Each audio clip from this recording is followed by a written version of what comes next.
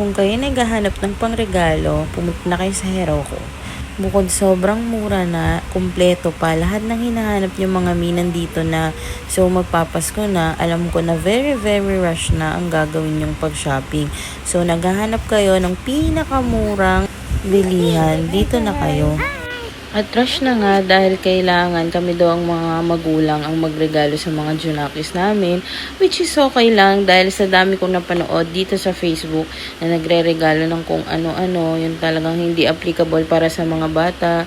Well, tayong mga batang 90s, aminin nyo, okay lang naman kahit anong regalo sa atin noon.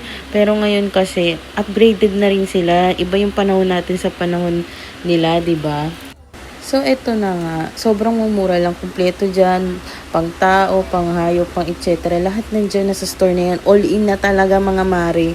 Tulad niyan, kung kailangan ng mga candies, mga panindat, or gamit sa mga doggies nyo, sa mga babies nyo, all in na talaga. Nandyan na. Wala ka nang hahanapin. All in talaga siya. Promise.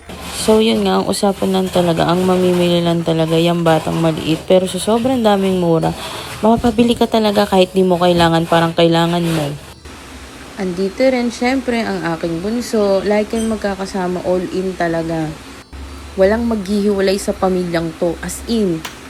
Kasi alam niyo bakit, hanggang work, hanggang bahay, as in, 24/7 magkakasama kami. Yung lalaki na yan, ang pinakamamahal ko sa buong mundo. Ayan. Favorite kong tissue, napakaganda niyan, te. Sabi siya, kahit ipunas mo, hindi magwawatak-watak, gaya ng pamilya namin. Pansin niya ba yung nabibili mo sa online, sa unang deliver, maganda, sa pangalawang order, pangit. So, eto na nga, namili na kami. Sabi ko, uy, ang ganda ng salamin, kita nyo. Tapos, alam niyo ba kung magkano lang yan? Oh, hindi nyo nakita, ako din eh. Tumayo kagad kasi. Kainis, diba? Okay. Na para bang ayaw niya ipakita yung presyo. Pero 200 plus na yan. 260 to something. Pero di ba ang ganda, tsaka ang kapal na nung salamin. Actually, madayang pang klase, pero yun ang napusuan namin.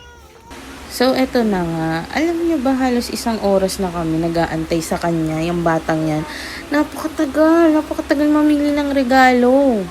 Alam niya kasi na para sa kanya talaga yan. Pinipili niya yung the best para sa kanya. Syempre, kahit sino naman, di ba?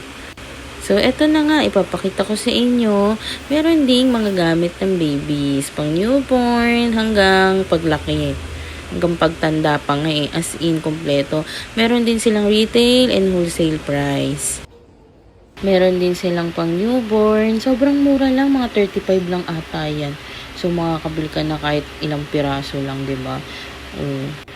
Alam mo, sabi ko nga, yung anak ko kasi hindi ko na nabilan ng pangdamit ng mga newborn kasi pinasa lang din yung gamit ng mga pinsan niya at kapatid niya sa kanya.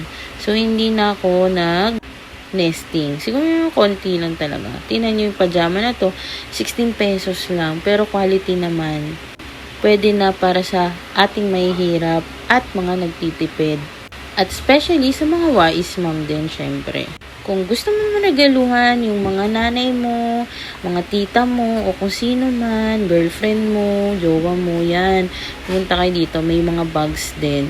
As you can see, ang mura lang, 578 retail, wholesale, 408. Pwede din siyang pang business. Diba? Ang ganda kaya. Alam mo, naakit ako tumingin, pero dito ako naakit talaga eh. Ang sarap-sarap niya, no? Nagtutulak ng stroller. Ang sarap niya.